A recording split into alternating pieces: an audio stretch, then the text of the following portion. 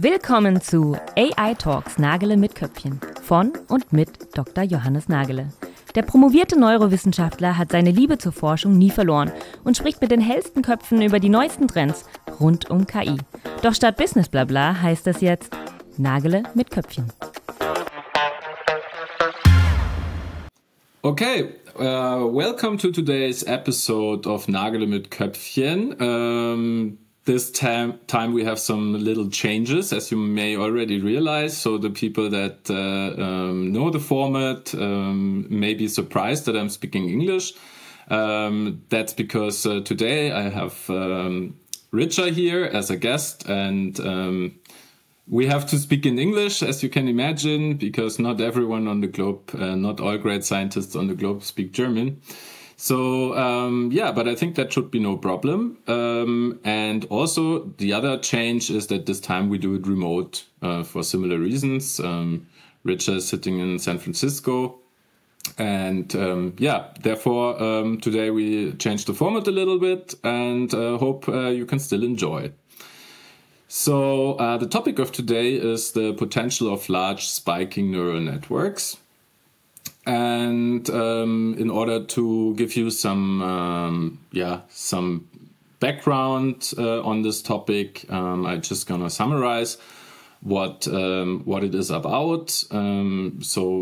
What are actually spiking neural networks and why they are important? So just my few sentences to this is spiking neural networks are neural networks that differ to the artificial neural networks that are mainly used in machine learning these days by that they are more inspired by the human brain.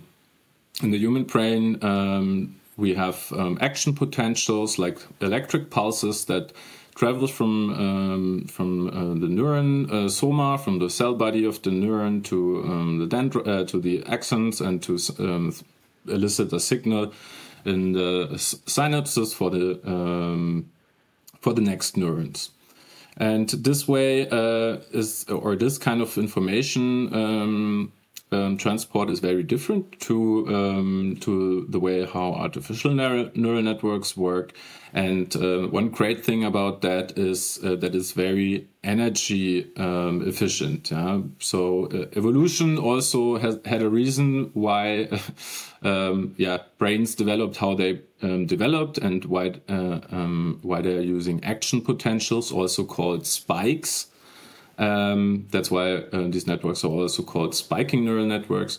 And nowadays, with increased compute power and so on, we are basically able to simulate such networks as well, also train them in parts. And not only that, but also we are getting closer to really nice hardware possibilities where we can run these kind of models very, very efficiently. And I think that's also what we are going to talk about. Yeah. So how I stumbled upon Ridger is because he is one of the authors of SpikeGPT, which is a very interesting paper or a very interesting model that, as you may already hear in the name, combines spiking neural networks and transformer models. So it's basically, to my knowledge, the first large spiking neural network that can be used for language. Yeah? And he's currently doing his PhD in electrical and computer engineering at the University of California, Santa Cruz. Started in 23. His supervisor is Jason K. Ashregarian, and they are doing quite some cool stuff together.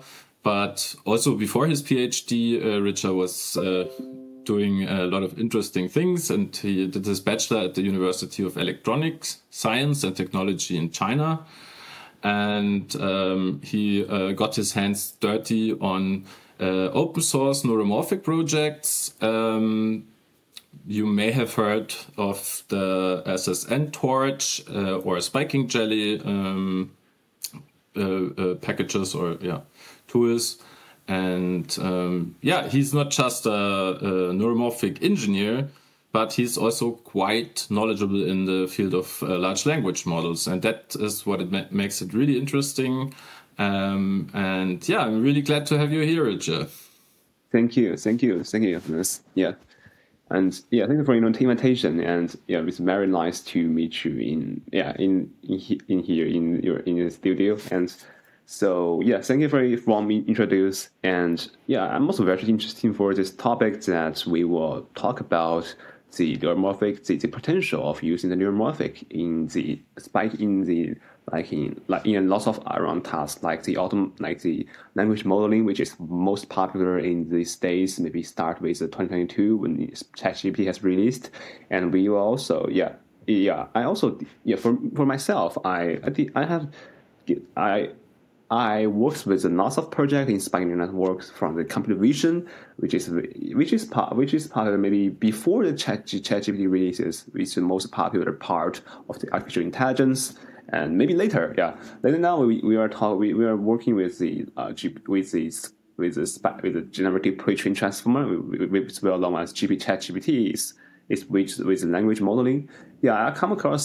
I start with this computer vision task, but now we are working with the NLP task for me.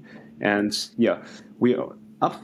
About the SpikeGPT release 1 year. It is today. Maybe SpikeGPT has been proposed nearly 1 year. So we have done lots of interesting works on the SpikeGPT and see if that works well and if it has any potential to apply it to everyone's daily life or to everyone's routine.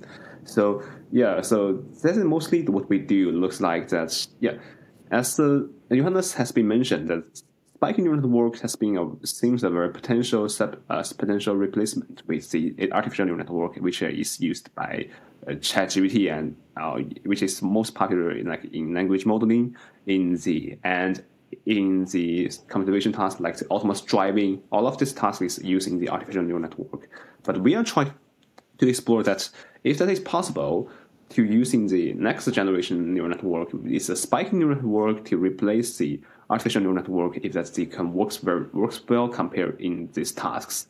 And the results we have seen now is mostly good. It means mostly that we can get the same performance and while getting higher energy efficient in the spiking neural network. And across the computer vision task from the ImageNet is what we do is classify the 1,000 it's 1 million images to 1,000 classes, and it gets nearly the same precision of the artificial neural network or ANN in ResNet to language modeling. We call SpikeGPT. We are trying to scale in SpikeGPT to 1 billion level and trying to find this is scaling law is perfectly fits the scaling law of the artificial neural network or ChatGPT. We find this is matched, and everything is very promising to using spiking network to see as its third generation neural network, and maybe we can try to see it around everywhere. So this is what we are mainly do, and what we are seeing now is performance, it's energy efficient, and how we can do furthermore. So I think back to you, Johannes, if you have any starts with anything. Okay, just some introduction. Okay. Thank you. I find it very exciting. So maybe to add some more context to this whole thing. So for me personally, I'm coming from the world of computational neuroscience. So I was a lot around neuroscientists, biologists, and similar. And so basically, I'm coming from a world of spiking neural networks, from the brain. And when I got more into machine learning, I was always surprised why people are thinking about new activation functions and I don't know, so far away from spiking neural networks. For example, with these activation functions, I was used to look to analyze the activation functions of real neurons. And there were so many different types of activation profiles. And I found it always a little confusing that the machine learning world is sort of focused only on few little activation functions, well defined, yeah. And then ReLU came out, and then suddenly this was like a big jump and so on. I think all this flexibility, all these parameters that we are sort of ignoring in the artificial neural network world, in the spiking neural network world, you have this freedom, and this gives so much more space and possibilities for these kind of networks. And also, just to add some even more context, is we are seeing developments in this field. Around I recently learned that Australia launched like a massive supercomputer that is built out of neuromorphic units. Neuromorphic is basically the hardware on which you would run the spiking neural networks. There is a lot of investment. Even I think OpenAI is also sort of being interested in this, because they would be happy if they would not need to use so much energy to run their models or to train their models as well. Also here in Germany, the car manufacturers are being interested in the topic because it has the potential that when you run these massive models on hardware that doesn't need constant internet connection but can calculate and compute stuff in place, on edge, for example, in the car, you are not that dependent on the cloud, on internet connection, and it's much more energy efficient, and that makes it really interesting for many industries in the end. But the problem was always, in my eyes, so far, that it's really hard to handle and hard to scale these kind of networks. So, what is from your perspective now, what is changing? What are the challenges when you say you reach nearly the performance of the state-of-the-art models? So what keeps you from going beyond that performance? Yeah, that's good. It's a very good question about how, as you mentioned before, that the spiking neural network has been seen as a not scalable neural network, and it's just a small, tiny network. This is actually a stereotype when we goes back to maybe 2018, that it starts where the researcher before 2018, the researcher is mainly to build a spiking neural network, mainly to build on just a very biological plausible. Looks like that interpretable. It looks like that if the neural network should be 100% follow the biological rule. Seems like if we are trying to learn something, it cannot be used for the supervised learning. So what is supervised learning? Like, we have a label. We need to using a label to supervise the network's behavior. But in spiking neural networks before, in 2018, they just using the Hebbian rules is unsupervised. It looks like it should classify this. They just know that what is difference between for MNIST, most simple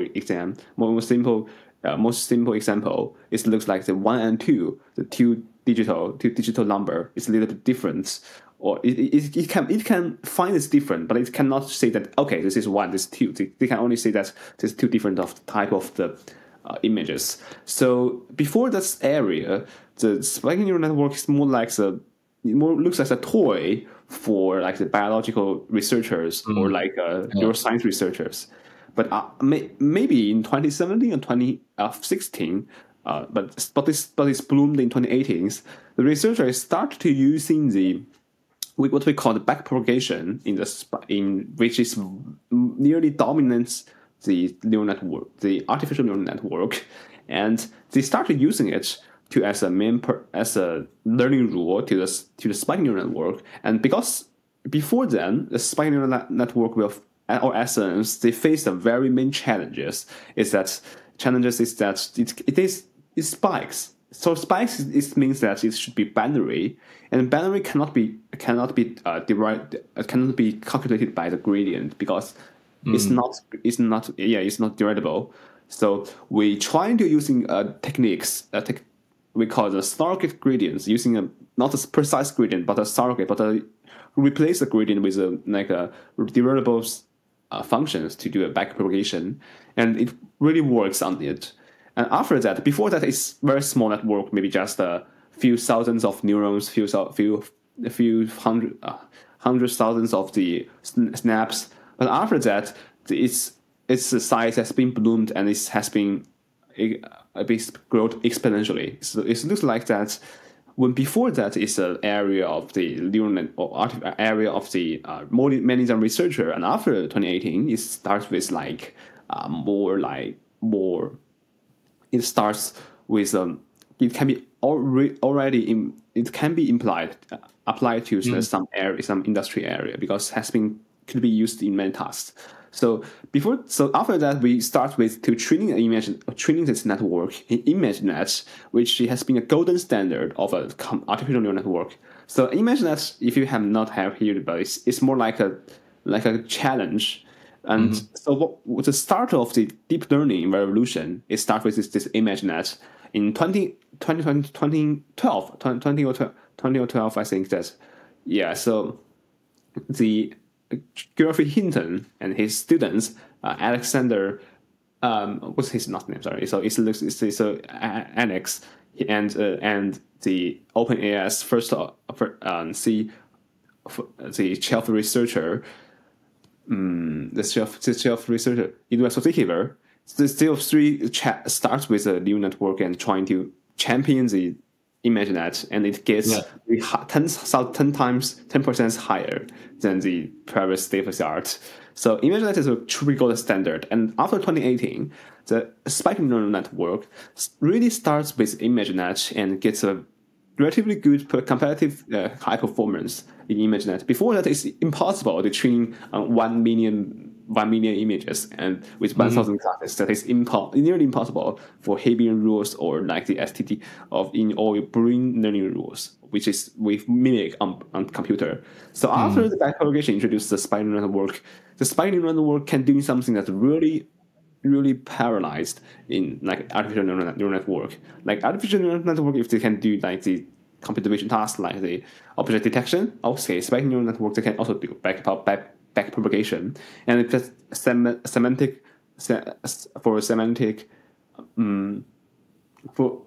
learning or like the semantic understanding. They can also do it in spiking neural network by backpropagation. So actually, why they start scaling. It starts with the backpropagation can be introduced into the neural network, into the spiking neural network, because the backpropagation or the gradient learning is actually they can try to optimize any functions, even if it looks like it's a little bit weird for spiking neural network. They can still optimize it. So that is, that is why we can try to scale up it. So the question for us before is that we need to design very precise architecture. We find a very precise hyperparameter. But after that, we will find that okay, we do not need something more. We just need find a relatively good hyperparameters with gradient learning or backpropagation. It can handle everything, and it works well. So that is actually what started for the spike neural network. How we can scale. It's all because of the backpropagation for me, I think. Yeah. And the second thing is that we find for your second question, that how SpikeGPT gets the state of the art and how it can go beyond. So before that, we see that because the state of the art is dominated by SNNs or artificial neural networks because of the using the very high. So we have talked a lot about the spiking neural network is quite energy efficient. Yeah. So what is the cost of the energy efficient? It's mainly in precision. Like if the precision is very high, it means that so it will get high performance, but it's also cost maybe 10 times or 100 times energy consumption.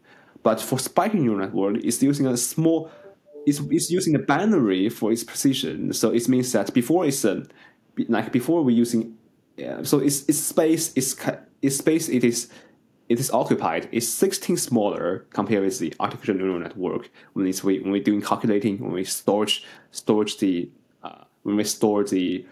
parameters, is size, it should be 16 smaller compared with the other neural compared with the ANNs or artificial neural networks.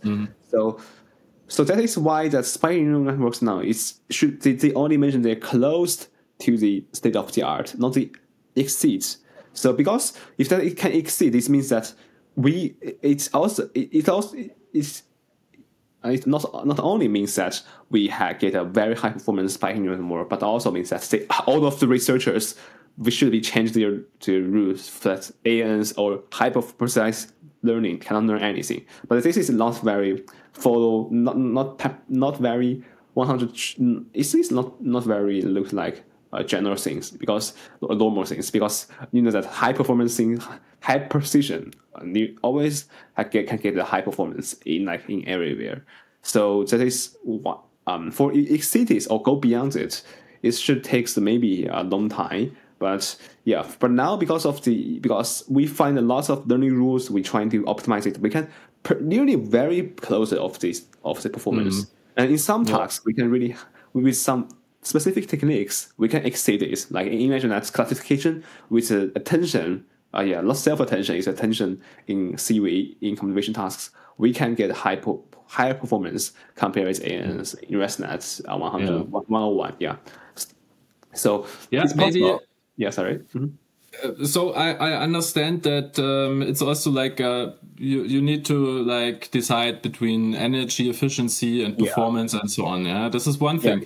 But I think also maybe it's also the wrong way to compare, right? The efficiency or the performance with regards to these classical challenges like ImageNet and so on. That's also not, or let's say that's just a subclass of problems that could be challenged with spiking neural networks. Yeah, as you said, these are all supervised problems, and we are used to handle supervised problems in machine learning with backpropagation. So spiking neural network community had to come up with some backpropagation proxies, so to say, in order to be able to fulfill the same kind of or tackle the same kind of problems and try to achieve this performance. But it's also kind of caging the spiking neural network a little bit, because as you mentioned earlier, the Hebbian learning rules and similar are very natural and also can lead to really powerful results, but they are just not, we cannot handle it as we are used to in the machine learning world by having labeled data and train on these massive data, labeled data, and try to achieve good performance in these classification tasks. Where I could imagine is that if one want to think like this, if we would stay with these, or if we would find a nice combination between backpropagation and Hebbian learning or similar learning rules, maybe that is also kind of the future where things will be going, specifically when these AIs are embedded into machines on edge, and when they need to do continuous learning with the environment, right? So that is where Hebbian learning and things like this can be very strong, I think. Yes, so that is very meaningful topic, because if we can use continuous learning in GPT or SpikeGPT, you can learn, or ChatGPT, you can find that it can learn with what to talk about. Like before, like now, this ChatGPT cannot learn from your history topic. From like your before that you mentioned that give me a receipt for like tomorrow's dinner. But now but after that you create a new image, create a new page, and trying to refresh the pages to chat with another topic. It will forget everything. But if we with Hebbian laws, with the continuous learning, it can continuous learning what you talk about, and after that it will talk like a human, it will talk like a lively human, like it can tell you that which one is the So after you talk with it with a very long sequence, very long sentences. You can still tell you that what's my receipt and what's my receipt for this dinner, tomorrow's dinner, and how can I cook with it. So that is crazy. It's a very promising area for like the heavy continuous learning or unsupervised learning. So that is very makes sense that it should be the future of the machine learning community, I think. Yeah, so my impression is also that that there is a big tendency now that we move towards more like agents, so AIs that are sort of localized, that are individual AIs, that maybe your personal assistant or so. It is a different assistant than the personal assistant of another person and so on. And specifically in this area, I think we will see a lot with spiking neural networks and also neuromorphic hardware, specifically because it has this property that it can do this continuous learning very well. But yeah, maybe to just come back a little bit to your work, actually. So we were mentioning SpikeGPT, and you were also already talking about transformer architectures. So maybe to just summarize your work. So as far as I got it, you produced a language model on a spiking neural network architecture. Yeah. Is this? Can I say it like this? Yes, you can see that this is very precise definition of what we do in SpikeGPT. Yeah, that's correct. Yeah. Okay, so for our audience, is it can I imagine that you have a model where you could provide an API and you could interact with it similarly to GPT, I don't know, 3 or something? Yeah, so so it can be offered by API. Yeah, so it looks like that we have a very large cloud infrastructure built by spiking neural network or built by neuromorphic hardware. Yeah. So, but for the for SpikeGPT or neuromorphic things, is mainly developed for the edge computing. For it looks like that you have your own laptop, you have your own iPhone, you have your own Android devices. It can be running on edge devices and very smoothly. So you can imagine that you can talk with your personal assistant with your laptop, with your iPhone, but it doesn't need to connect to the internet, and your privacy information can also reserved in your edge compute in your devices instead of got into training with chat. So I think what would be very interesting for our audience is to understand how well is the model working and with what kind of training data did you train it, and to what is it comparable at the current state in terms of performance, let's say.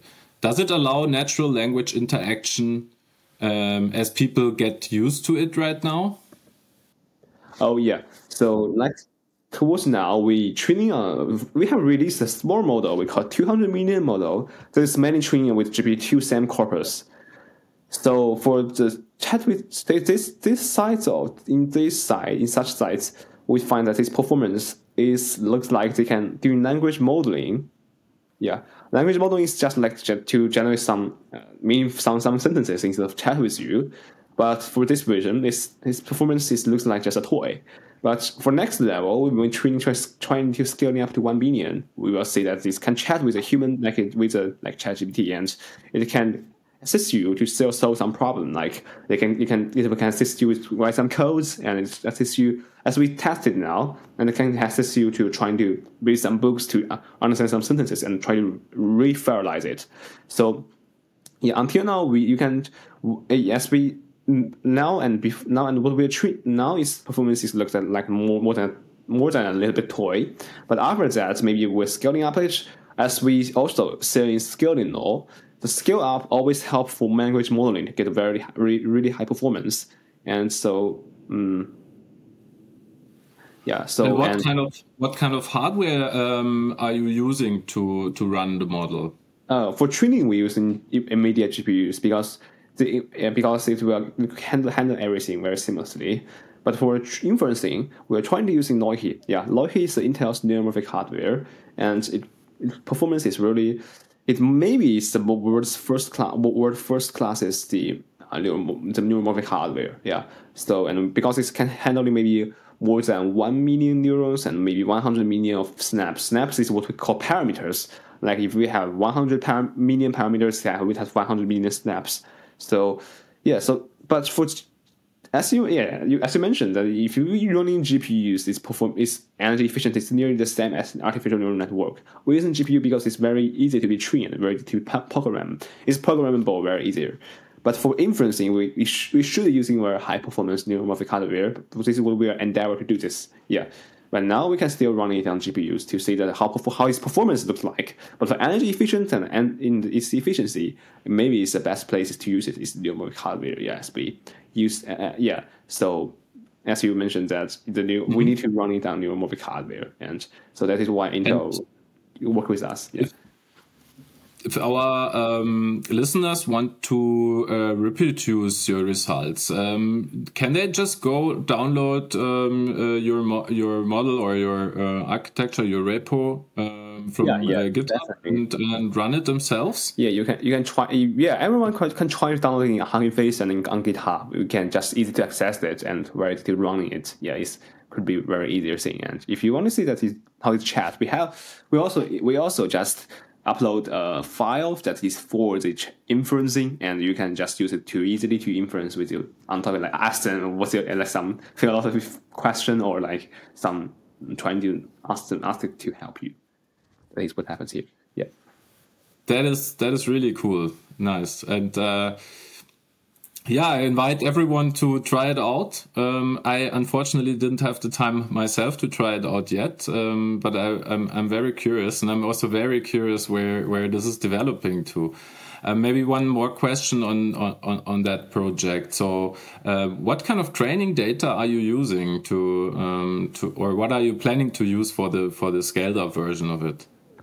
Oh, that's a good question. Scaling up is always a question for the network for the GPT or generative for this language modeling. Yeah, for before like the first scaling up, the first version using Open Web Text is a very small data with only 30 billion tokens or words. Like 30 billion words is very small language modeling. Yeah, so but after but it's far more. Not enough for modeling with a large language model for just this tens of billion.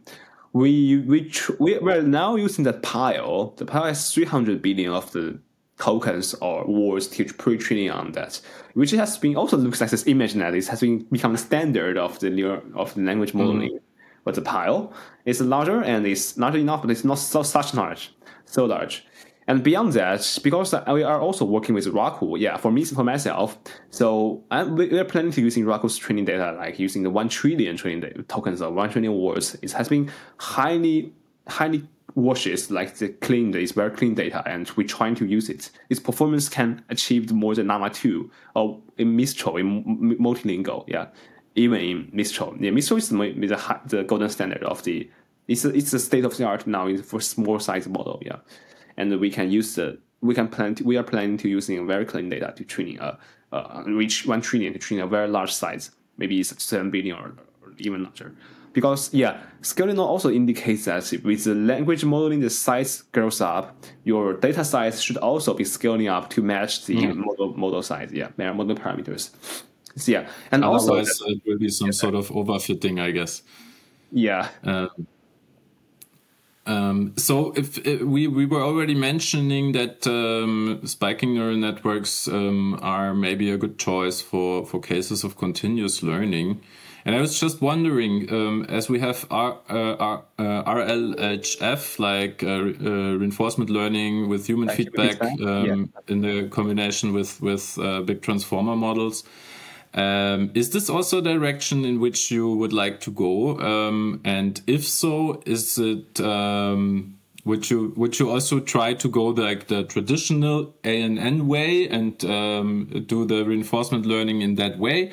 Or do you see a chance for your specific model architecture to also combine it with, for example, Hebbian learning rules? And so that is very meaningful things like we can use Hebbian rules. For our HF or reinforcement learning with human feedback, it's more like we just attach acceleration parts of this language model and trying to optimize the main performance.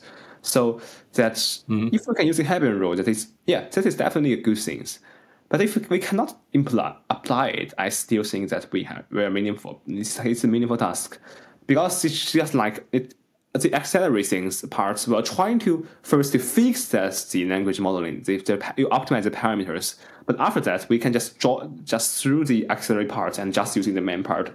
So looks like that the ANNs will become the accelerate part of SN, and after they optimize the SNs, you can just throw out them. So I think that if we can use the Hebbian rule sets, it can help. It can help us to but now I think that it's more possible to using the ANNs, to do RHF.